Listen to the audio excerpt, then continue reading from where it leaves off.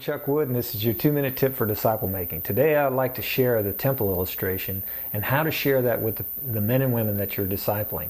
The first thing that you do is that you would draw out the temple itself. You'd have the outer courts, the inner courts, the holy place, and then the Holy of Holies. And then you'd explain to them how the Jews related to the temple itself.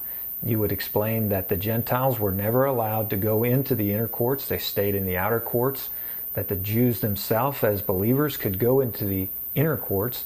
The priests would go into the holy place, and once a year the high priest would go into the Holy of Holies. So as you explain this, then you want to draw a heart, superimpose a heart over the temple, and you would explain, just as the Jews went into the temple and there were different levels, there are different levels of influence that people ought to have in our life. For instance, the non-believer.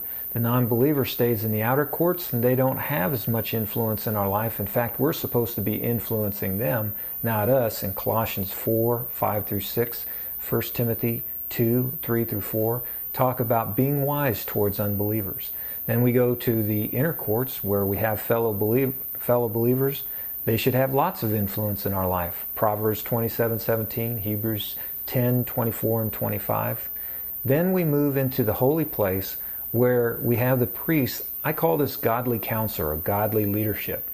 Hebrews 13:7 and 17, Psalm 37:30 talk about the level of influence that our spiritual leaders or our counselors should have in our life.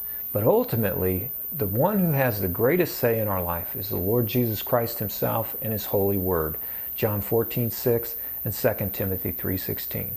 This illustration will help them see what level of influence different people in their lives have on them. I hope this has been helpful. In fact, if you'd like, please pass it on. You see the buttons right down there where you can send this out on Facebook or Twitter. And I hope it's helpful. Send it on. And until next time, keep making disciples.